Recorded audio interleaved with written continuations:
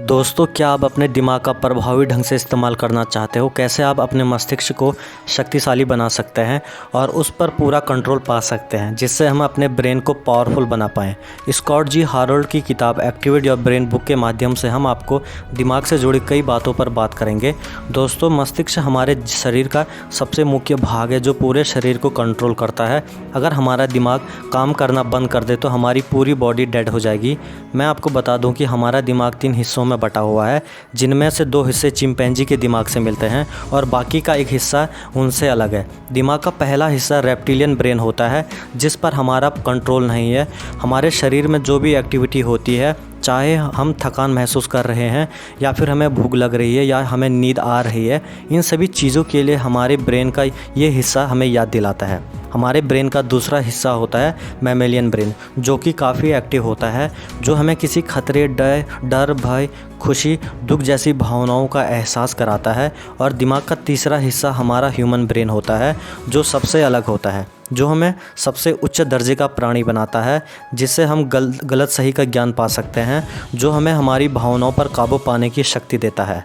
हमारे दिमाग में कई तरह के केमिकल भी होते हैं जो हम पर कंट्रोल करने की कोशिश करते हैं और काफ़ी हद तक काबू भी पा लेते हैं। कभी कभी हमारे अंदर किसी काम को करने का जोश भर जाता है, तो कभी कभी हम काफ़ी आलस कर जाते हैं। कभी कभी हमें काफ़ी खुशी का आनंद होता है, तो कभी हमें दूसरों के साथ सुकून मिलता है, जो डोपामाइन जैसे केमिकल रिएक्शन की वजह से होता है। जैसे ऑक्सीटोसिन केमिकल रिलीज़ होने से हम दूसरों पर काफ़ी प्यार और लगाव महसूस करते हैं। एड्रेनलिन और कॉर्टिसोल जैसे केमिकल हमें गलत और सही परिस्थितियों को भांपने में मदद करते हैं। इसी तरह से ये केमिकल हम पर काबू पाते हैं और हम भी इन पर काबू पा सकते हैं। अगर आप खुद के दिमाग पर काबू नहीं पा सकते हैं तो आप कठिनाइयों का सामना नहीं कर सकते हैं। अपने दिमाग को ऐसे कामों के प्रति आकर्षित करें जहां आपका मन नहीं करता है। जो काम काफ़ी महत्वपूर्ण होता है उस पर इंटरेस्ट जगाने की कोशिश करो, जिससे आपका दिमाग ये समझने की कोशिश करेगा कि वो काम आपके लिए काफ़ी ज़रूरी है, जिससे आप उस काम को प्रभावी ढंग से कर सकते हैं। आपको अपने लक्ष्य को पाने के लिए खुद की विलिंग पावर को स्ट्रॉन्ग करना होगा और एक मजबूत डिटर्मिनेशन के साथ आगे बढ़ना होगा, जिसमें आपके दिमाग का अहम रोल होता है।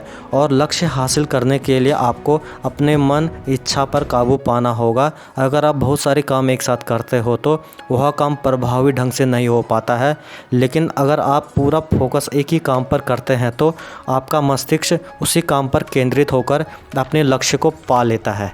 हमारे दिमाग में कई तरह की क्रियाएं चलते रहती है। जब हम किसी अनजान व्यक्ति से पहली बार मिलते हैं तो हमें एक तरह से घबराहट, बेचैनी और दुविधा रहती है कि आखिर ये व्यक्ति कैसा होगा, इसका व्यवहार कैसा होगा, क्या ये मेरे लिए घातक साबित तो नहीं होगा। ऐसी तमाम बातें हमारे दिमाग में चलते रहती है। लेकिन जब हम एक दूसरे को जान लेते हैं तो हमारा दिमाग ऑक्सीटोसिन केमिकल रिलीज़ करता है, जिससे हम एक दूसरे पर भरोसा करने लग जाते हैं। जब हमारी लाइफ में दूसरे व्यक्ति का अहम रोल होता है और हमारी कामयाबी में उनका ही योगदान रहता है तो हमें काफ़ी खुशी होती है। जब भी हम कहीं बाहर जाते हैं तो हमें अकेले जाना अच्छा नहीं लगता है। जब हमारे साथ ऐसे वक्त में कोई दूसरा होता है तो हमें अत्यंत खुशी का एहसास होता है। कभी कभी हमारा दिमाग काफ़ी थक जाता है, जिससे हम अच्छे से काम नहीं कर पाते हैं और तनावग्रस्त भी हो जाते हैं। ऐसे वक्त में हमारे मस्तिष्क को आराम की ज़रूरत बहुत ज़्यादा होती है। ऐसे वक्त में नींद लेने में कटौती करना हमारे लिए घातक हो जाता है। इससे हमें कई मानसिक बीमारियों का सामना भी करना पड़ता है।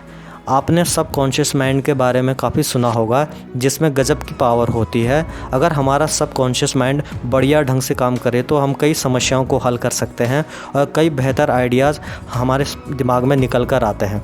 अगर आपको अपने काम को कंसंट्रेशन पावर से बढ़ाना है तो आपके आसपास की सभी डिस्ट्रैक्शन वाली चीज़ों को अपने से दूर कर लो, जिसमें सबसे पहला नाम आता है आपके मोबाइल का। आपको अपने मोबाइल के अलावा बाकी के डिवाइसेस के पॉपअप नोटिफिकेशन सिस्टम को ऐसे समय पर ऑफ़ कर देना चाहिए, जिससे आपका काम पर अच्छा कंसंट्रेशन बढ़ा रहेगा। कुछ नया सीखने की हमेशा कोशिश करते रहना चाहिए। ऐसा करने से हमारे मस्तिष्क में नए नए न्यूरॉन बनते रहते हैं और इससे दिमाग फिर भी फिट रहता है और काफ़ी तेज़ी से भी काम करता है।